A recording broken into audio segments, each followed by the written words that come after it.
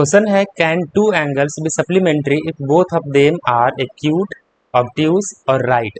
ठीक है, क्वेश्चन कह रहा है कि can two angles be supplementary, क्या दो एंगल सप्लीमेंट्री हो सकता है अगर दोनों एंगल एक्यूट एंगल हो, या दोनों एंगल ऑब्ट्यूज एंगल हो, या दोनों एंगल राइट एंगल हो, तो क्या वो सप्लीमेंट्री हो सकता है कि नहीं हो सकता। ठीक है, ये पूछा गया। तो पहला क्वेश्चन हमसे पूछा है कि एक्यूट हो सकता कि नहीं हो सकता अगर वो एंगल सप्लीमेंट्री। सप्लीमेंट्री का मतलब क्या होता है? सप्लीमेंट्री का मतलब होता है कि सम जो है दो एंगल का वो होना चाहिए आपका 180। सम जो है वो कितना 180 डिग्री होना चाहिए दोनों एंगल का, तो उसको हम सप्लीमेंट्री एंगल कहते हैं। अगर हम दो एक्यूट एंगल लेते हैं, एक्यूट एंगल मतलब क्या, जो 90 से कम हो, और 90 से कम अगर दो एंगल हम कोई भी ले लेते हैं, 89 भी अगर लेंगे तो ऐड करके 180 नहीं आएगा। ठीक है, इसलिए हम कह सकते हैं कि नो, द सम ऑफ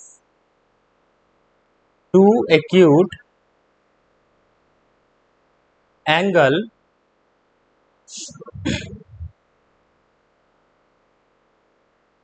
क्या लिख सकते हैं, the sum of two acute angle will B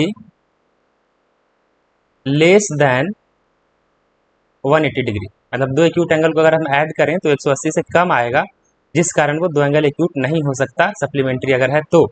ठीक है, दूसरा में पूछा है कि क्या वो ऑब्ट्यूज हो सकता है।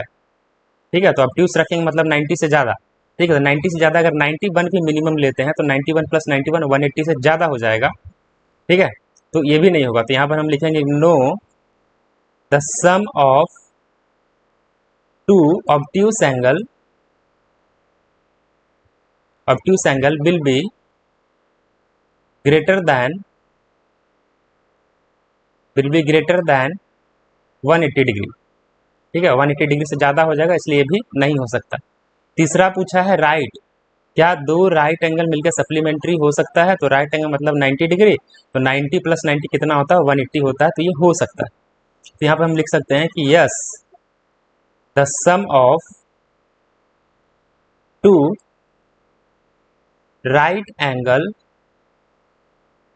Will be 180 degree. और 180 डिग्री का क्या होता है, सप्लीमेंट्री एंगल कहा जाता है, सप्लीमेंट्री कहा जाता है अगर प्लस करके 180 डिग्री आ रहा है तो। ठीक है, तो इस तरीके का कोई भी क्वेश्चन हो, इसके अलावा भी रहेगा, तो आप उसको आसानी से सॉल्व कर सकते हैं। बाकी अगर वीडियो पसंद आया होगा, वीडियो को लाइक कीजिएगा, चैनल को सब्सक्राइब कीजिएगा और दोस्तों के साथ भी शेयर कीजिएगा। Thank you.